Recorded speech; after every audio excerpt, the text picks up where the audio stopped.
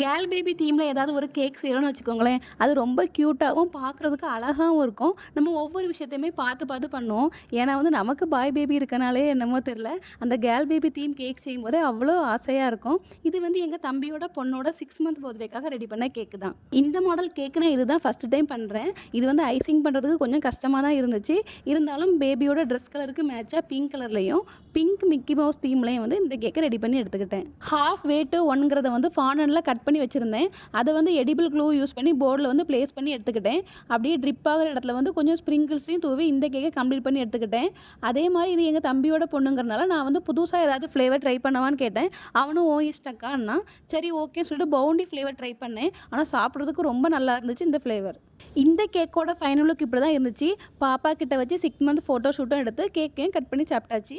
இந்த கேக் உங்களுக்கு பிடிச்சிருந்ததுன்னா இந்த வீடியோ லைக் பண்ணிவிட்டு மறக்காமல் நம்ம சேனலையும் சப்ஸ்கிரைப் பண்ணிவிடுங்க.